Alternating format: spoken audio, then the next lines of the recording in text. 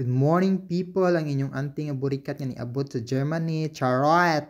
So karon magulan-ulan no dito kalargo sa atong garden. So karon dirita sa atong balay manghinlo. So, unsa may hulto na to? Tara, ubani ko ninyo. So habang nagpilo-pilo ko aning mga kahapi na namo diri sa sofa guys no, ing ana mi kaarte, tagahapin jud mi aning sofa kay aron dili madaan og dali ang among bagong sopa kay last year baya ni namo gipalit, so sayang pud og madaan og dali no.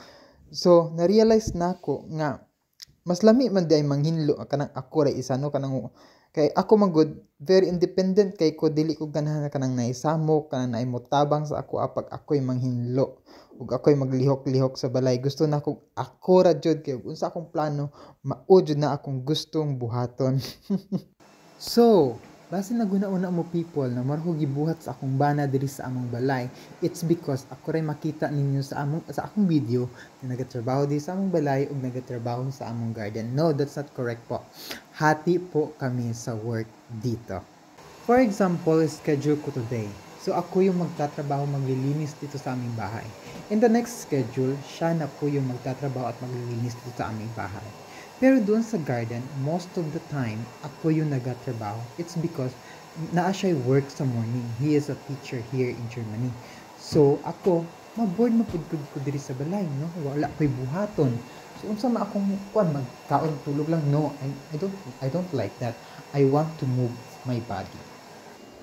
Kay I do believe po na pag musulod ka sa buhay mag-asawa, kinanglan na amoy pagsinabtanay, paghinigugmaay ug pagtinabangay sa kinabuhi no ing ana jud ang among instinct. Wala mi nagasaligay, wala mi dapat ikaw ingani, ikaw magbayad ani, ikaw magtrabaho ani, no, hindi mi ing ana.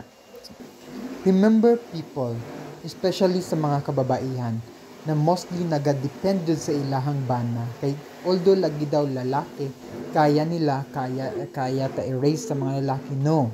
Remember, tao din po sila. Napapagod din po sila. So, dapat po, tulungan din po natin sila para po mag-grow yung relationship natin na healthy and stronger.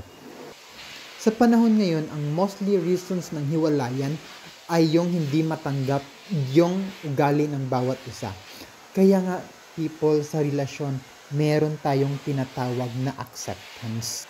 Kaya dapat bago po tayo magpatali sa isang partner na gugustuhin natin, kilalanin po muna natin ng maigi. Para po pagdating ng panahon wala po tayong pagsisihan. Although, pag pinakasalan nyo na talaga at wala na kayong takas, dyan papasok po yung acceptance sa relasyon. Kailangan po natin tanggapin kung ano siya at kung ano meron siya. Sa buhay, wala pong buhay may asawa ang perpekto. Kailangan po natin ng understanding sa bawat isa. Kailangan po nating tulungan ang ating kapartner para itama yung mga pagkakamali niya. Kailangan po natin mag-grow together to make our relationship stronger and indestructible. Mora to. Ciao! Goodbye!